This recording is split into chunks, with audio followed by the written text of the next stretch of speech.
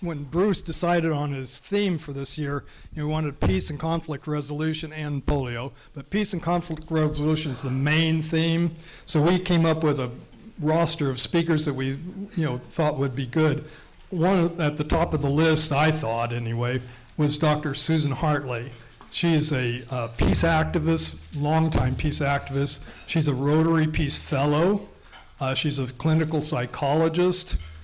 She has worked in gender violence programs. I could spend the whole time of her time telling you about her past, and it's all most of it is in the program. So I would suggest you read her bio to really get the full story on Susan. But Dr. Susan Hartley, please come up. I don't know if you want to yeah. Thank you. I'll just get organized. Thank you, Leo, and thank you, DG Bruce. I really am impressed that you chose to highlight peace this year at your convention. It's so important, and it's happening more and more in the Rotary world, which is lovely to see. I want to thank Leo, who reached out to me in April, and who's been my connection for the last several months, my question answerer, and my host the other middle of the night, I think it was, along with Lucy. So thank the two of you, and also to Monica, who gave up her bed for me. I also want to thank Doug and Lita and Sue, who are going to be co-leading the breakout session this afternoon on Courageous Conversations. It's always wonderful to broaden and expand my Rotary network, and I have had so many wonderful conversations over the last couple of days. And for me, that's what Rotary is all about. And when I'm asked to speak, you send the slides ahead of time, and then you talk to people for 2 days, and you go, oh, I should have talked about that, or I should have talked about this. But connecting is one of Rotary's superpowers.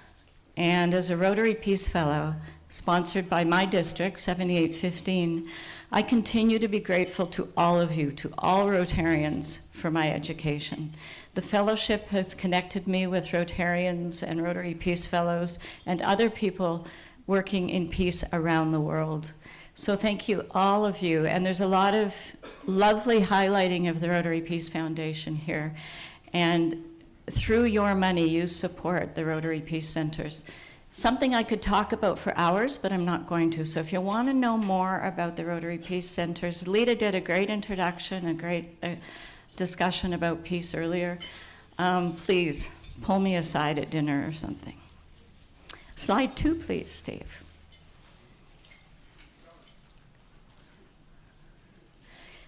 So I don't know about here, but when we speak in Canada, I'm from Canada, we always start our talks with a land acknowledgement. And I wanted to do that here. So I'd like to acknowledge that the land upon which we are meeting is the traditional, ancestral, and unceded territory of the Udam and Tohono Udam peoples. As we meet, plan, and organize, let us honor their long stewardship of this land and their enduring connection to the Sonoran Desert, which has shaped the landscape and waterways of this region for millennia. The land upon which I live, which is pictured here, is Abeguate, or Prince Edward Island. It is the ancestral and unceded territory of the Mi'kmaq Nation. This territory is covered by the Treaties of Peace and Friendship, which was signed by the Mi'kmaq with the British Crown in 1725. So this is a picture, as I said, of PEI, which is where I currently make my home. I know the northern Arizona is known for its red stone. We are known for our red sand and our red cliffs and our red lobster. We're also known, and probably the most famous fictional person that comes from PEI is Anna Green Gables. Has anybody heard of Anna Green Gables? So she's actually our most famous islander. And she was a curious orphan who found family on Prince Edward Island. She knew the value of education. And she was a girl of action, so I think she would have made an incredible Rotarian. So thank you for the introduction, Leo. I want to share a bit about me. So how did I come to be here? A Canadian in Arizona, and it's not winter.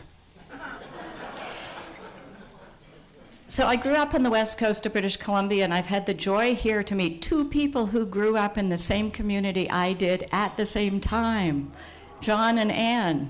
Yes. Isn't that Rotary? Yes. So I grew up there as the granddaughter and great-granddaughter of immigrants from England, Scotland, and Ireland. Some of them were very privileged. They were granted land from the British Crown, but some of them were poor and were fleeing hardships in Ireland and Scotland. I grew up benefiting from the choices that they made and also challenged by some of the choices they made, just as the choice I make in this moment will affect generations to come. Well, I grew up in BC. I lived, studied, and worked in, I think, 6 provinces total, and for 1 year in California, in Camarillo, north of LA, working for the Neuropsychiatric Institute at UCLA. I've traveled to Europe. During that time, I traveled to Europe and Latin America before settling on the east coast of Canada. By 2016, I'd been practicing psychology for several decades, offering counseling, support, conflict transformation, and advocacy to individuals, couples, families, communities facing challenging times. I had been a lifelong volunteer, an activist. I marched. I grew up on the West Coast. I marched anti-war, anti-pollution, pro-women, everything. But most recently, my support has been, over the last, I'd say, 15 years, to support access to quality education for women and girls in Afghanistan. And I've also worked with local groups tackling gender-based violence, as Leo mentioned, poverty, homelessness in my own country. Next slide, please. In 2016, I had the opportunity to study peace and conflict at the Rotary Peace Center in Thailand. And I believe Phil has visited that center, yes. There I learned not only from a diverse group of experts and practitioners in peace building, but also from the 20 other fellows in the class who came from 17 different countries. My fellowship was supported by you, and by an endowment to the Rotary Foundation made by past RI President Bechai Radikul, who's pictured here in the pale blue at the front. He was instrumental in the establishment of the Chulalongkorn University Peace Center and the Rotary Peace Fellowship. So it was quite a surprise this spring to receive an email from a Rotarian in Arizona. It sparked my curiosity, and it was right on the heels, and I'm going to be a little political here, right on the heels of talks of Canada being the 51st state. Yeah, I hear a lot of apologies. And Canada's reaction was elbows up. So if any of you know anything about hockey, elbows up is a defensive maneuver. So it was right on the heels of that, and I said to my husband, yeah, I'm not going to the States. And then I said, wait a minute. I'm so grateful that you reached out to me, because I think they were as surprised that I accepted as I was to get the invitation. But, if I'm going to talk the talk about peace, I better walk the walk. I better meet with people. I better meet with people who have diverse experiences from me, who are struggling in their own ways, and do what I can, because I am now a Rotarian and we do what we can. So, besides, it's Rotary, and I'm grateful to be part of the global Rotary community. So here I am. Next slide, please. So, as I said, I had a lot of options of what to speak on, and somebody earlier today said, are you going to talk for 4.5 hours? I said, well, I could, but I don't think I will. But, the topic of peace is so abstract, and there's so many components of it. And Lita touched on so many of the good, is it internal peace? Is it global peace? Is it positive peace? Is it negative peace? So many things we could talk about. So what I decided to talk about was why it matters at all that we try to make peace. Why does it matter? Why does it matter that we learn to have courageous conversations? And I think it matters to talk about peace, and that we find ways to build that peace through talking, through talking across divides, divisions, and disagreements. But I want to first remind you of all the tools that Rotary has in the cause of peace. We have our historic partnership with the UN. We have our family of Rotary, from Interact to Rotaract to Rotarians to the Rotary Foundation and the Rotary Peace Fellowship. And we also have the superpowers of connection and a solid ethical base that is the foundation upon which we act. The four-way test and our motto, service above self. These are all powerful tools that we have. Slide 5, please. So Rotary's been committed to peace from its very beginning in Chicago. In 1933, in a speech to people from across the world, Paul Harris explained that Rotary was founded in the spirit of the Golden Rule and the practice of friendship and cooperation. He spoke about one of the core principles of Rotary, that there would be no barriers to membership, that men, and now women, from all walks of life, religions, nations, and cultures would be welcome. He described it as the genius of Rotary, that while Rotarians differ in many respects, they are respectful of all and in service of the society and the community, both local and global. Next slide, please.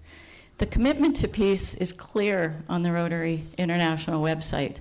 And this is what it says, which I'm just going to read because I think it's a really nice summation.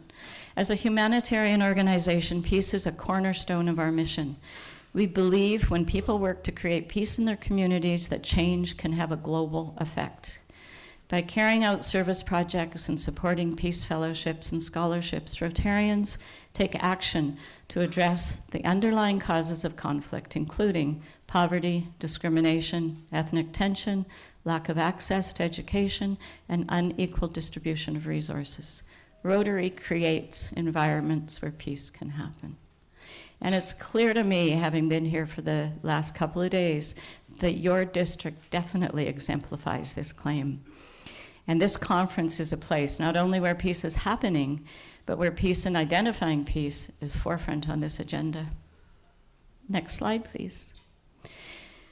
So until recently, I had planned to speak to you about how we can engage in much needed and difficult conversations. But as I said earlier, I think it's first a good idea to talk about why it matters.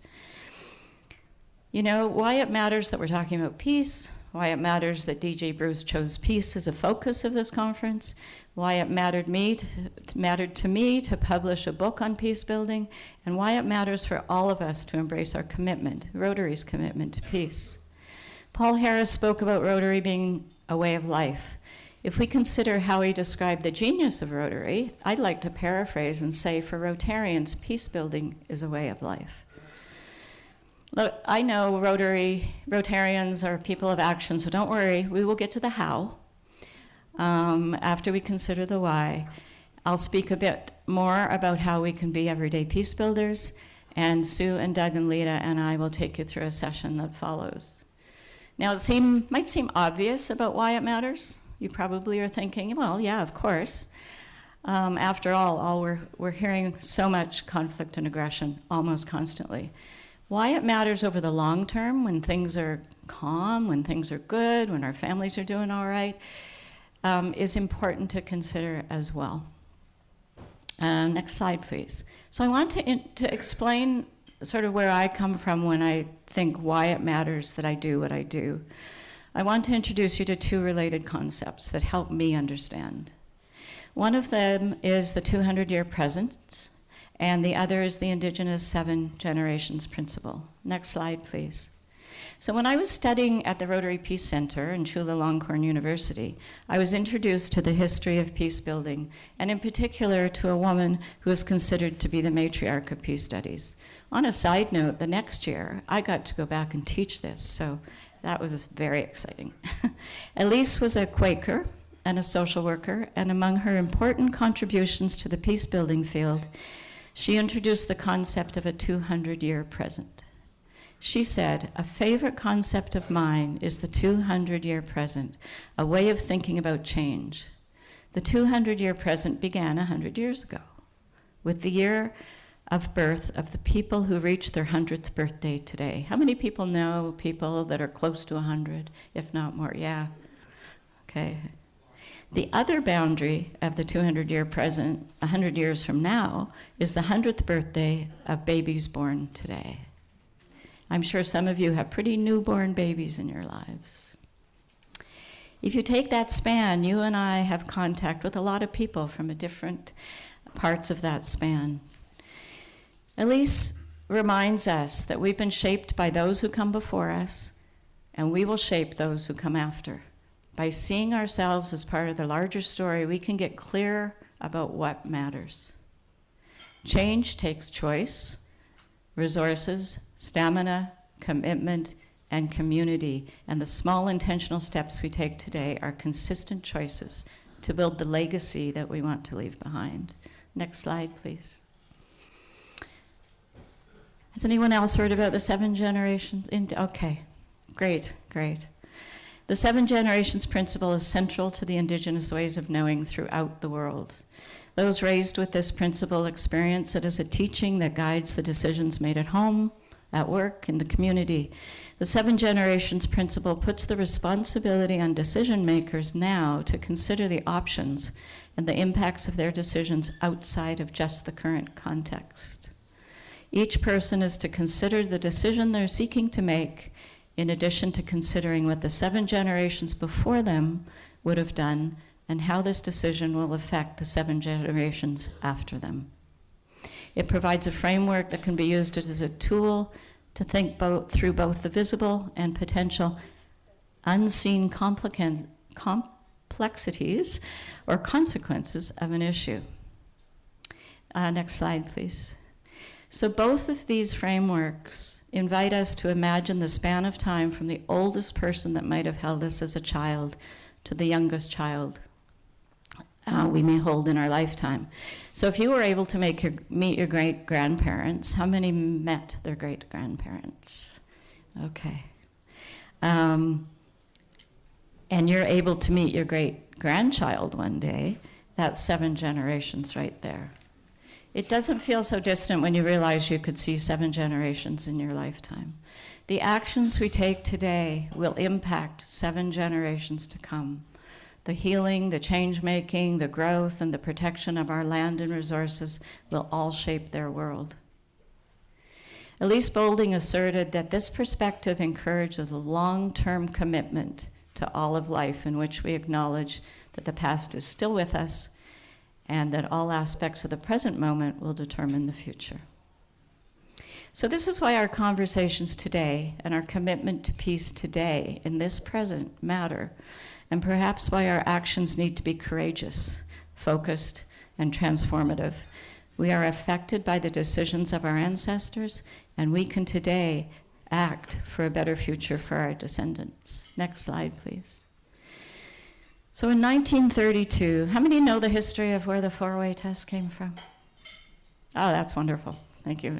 Sometimes when I say this, Rotarians haven't heard this story. So it was in 1932 that Herbert J. Taylor set out to save his company, the Club Aluminum Products Distribution Company, from bankruptcy. He believed himself to be the only person in the company of 250 employees that had any hope. I don't know about you, but I have found myself in that position around people, right? I'm the only one that seems to have hope and optimism. Not a great place to be. So what he decided to do was set policies for the company that would reflect a high ethical and moral standard. He believed that if people who worked for Club Aluminum were to think right, they would act right. So he created the 4-way test. And then Rotary adopted it as their moral code. It's a code based in hope and the basis for personal and business relationships.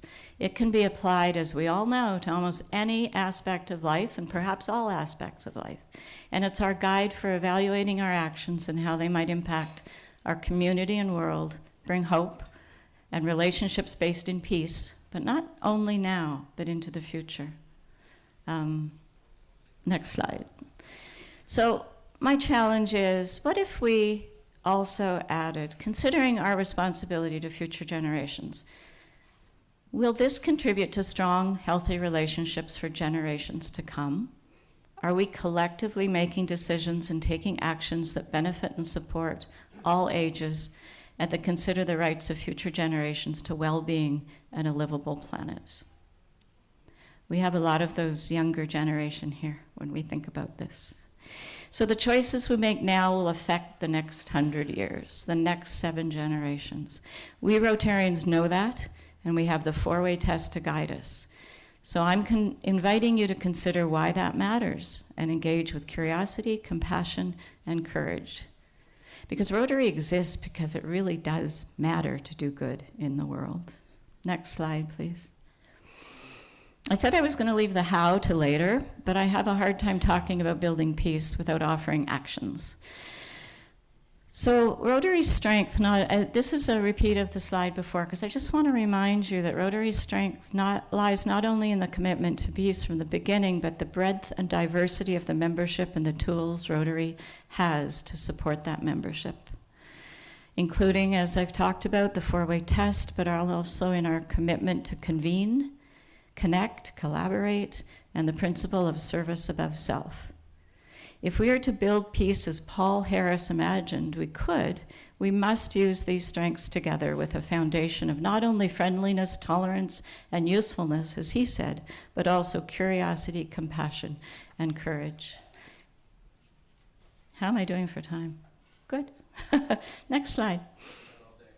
Okay, I got 4.5 hours, right?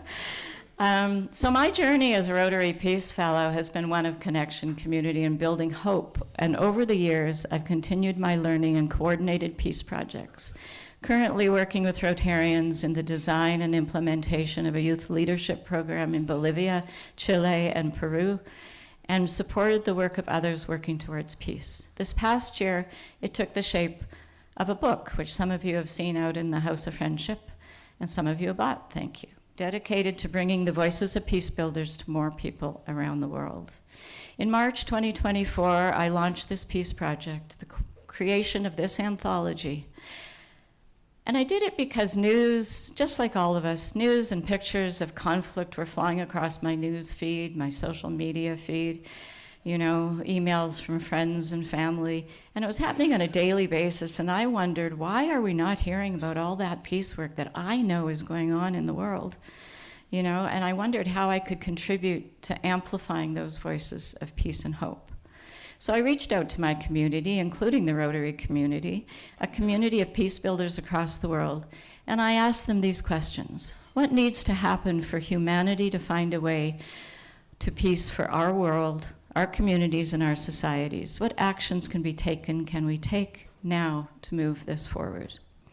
So just as you're all sitting there, as I know you are, considering how you would answer this question, and Lita helped you do a bit of that earlier, and just as there are many possible answers as there are people here today, the peace builders who accepted my invitation offered a range and diversity of responses.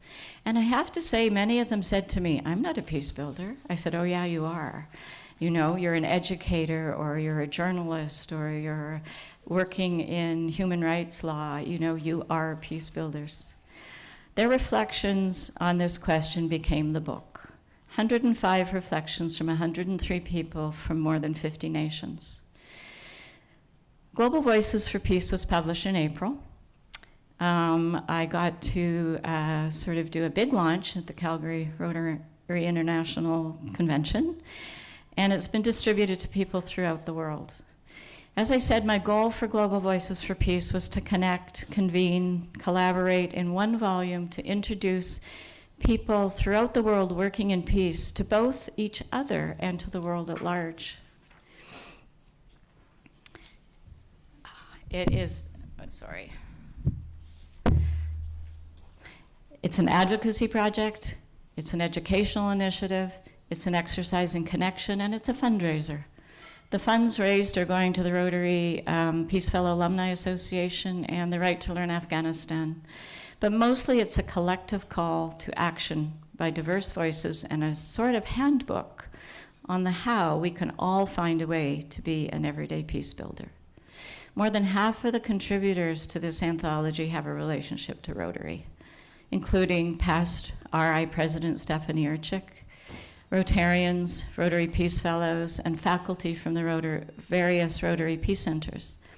It's a real testament to the work of Rotary and especially to those in the Rotary world working on projects within the peace and conflict prevention area of focus. So what did these people tell me? What would they want me to share with you? I'm not going to tell you the whole thing, you'll have to read it. But more than anything, they told me that peace is possible.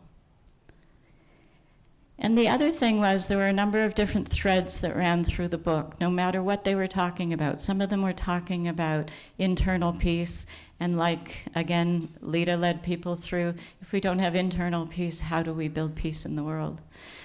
Some of them talked about all the way to nuclear disarmament, redesigning the UN, reallocating funds from militarization to peace building. But the common threads throughout were the importance of dialogue, the importance of education, and the importance of, as Paul Harris said, the golden rule. So what really stood out for me was the power of dialogue, and that is what I'm talking to you about today. And I want to share one story particular, a woman that I never knew, but I heard about. Her name is Jo Barry, and she lives in England. And 40 years ago, Jo's father was killed by an IRA bomber, a terrorist who set a bomb in a central London train station. 25 years ago, she met the man who set the bomb, Patrick McGee. She wanted to understand why someone would choose to kill. She recalls that when she met him, he was terrified and anxious. He expected her to blame him, to shame him. He expected accusations, anger, and hostility from the daughter of the man that he had killed. But instead, he met curiosity, empathy, and compassion. Jo had decided not to blame an enemy, but to understand another human being. She could not change what happened to her, but she could decide to choose peace and focus on ending the cycle of violence and revenge. They became friends and colleagues, and they, to this day, promote conflict resolution through dialogue throughout the world. Most recently, she told me they went to the Middle East and did some dialogue with people on both sides, so Israeli and Palestinian people that wanted to learn to understand each other's perspectives. I want to read a little bit of what she said from my book. So Jo says, 24 years ago, I met the man who planted the bomb, Patrick McGee, looked into his eyes and saw his humanity. The first meeting lasted 3 hours, and later he would say, my empathy disarmed him. For the first time, he realized he had killed a wonderful man with a soul. There are no enemies, no sides, just people struggling to make sense of their inherited narratives and challenging situations. Can we let go of our need to be right and make you wrong? Can we let go of our need to blame and shame? Instead, can we be curious and listen to our other? Can we open our hearts to hear their story? When we see the humanity of all, when we uphold the dignity of all, and when we can have unbounded empathy for all, then peace is possible. It begins with us. Next slide, please. Another contributing author, Rosalind Oba, a Rotary Peace Fellow from Cameroon, also spoke about bridging divides. She speaks about the power of dialogue in her response to my question. She says, dialogue, open and honest and respectful communication, seeks to understand rather than condemn, to listen rather than judge. Through dialogue, we can challenge stereotypes, debunk myths, and humanize those who we perceive as other, fostering empathy and understanding across divides. As we step into courageous conversations, it's important to remember, as Jo Barry reminds us, that it's not just our anxiety that's in the room, but that of the person or people we want to connect with. They bring their fear, and isn't it great to surprise them with compassion and curiosity, and perhaps even empathy? We don't know what effect this will have on the future, ours and those of future generations, and this is why it matters. I'm going to skip next two slides. Next one. So Laura talked earlier. Where's Laura? Laura, about, I think it was just to me, maybe in a private conversation, about the strength of this district is the transplants, that so many people come from somewhere else and come to these clubs in this district. And that got me thinking about the strength of your district comes from that. I mean, when we think about transplants, what do we think about? New blood, new energy, new life. And so I just wanted to say that because within this district's community and within each of your clubs, there's diversity. Every person you meet is different in some way from you. Elise Boulding, again, my hero, says difference is always there. Wherever you have two humans together, you've got difference. She went on to say that every encounter we have is an opportunity for peace or conflict. We can choose to connect with another and build a relationship that benefits from the differences between us, or we can choose to see that difference as a threat. Rotary International is a community of 1.4 million people representing a diverse range of professions, religions, ethnicities, cultures, skills, and opinions, just as Paul Harris hoped it would be. That diversity and those differences are Rotary strengths, especially if we are courageous enough to listen to each other and learn from them. I want you to look around the room. There are, I don't know how many people here, 100 and more. So there's that many opportunities to meet someone who is in some way different from you. What a great opportunity to build peace. At a time when we're being told there are many reasons to be fearful, embrace Rotary strengths. Know that you have a whole international family behind you and choose curiosity, compassion, and courage over fear. I truly believe this is the way to build bridges, heal divides, and build peace now and for future generations. Next slide, please. I'm going to leave you with a challenge. Rotary strives to build a peace culture. Consider why that matters and how you can contribute to building a culture of peace in your club or your community. These are some ideas. Create a peace culture by connecting, by convening, by conversing, which you already do, and listen to learn.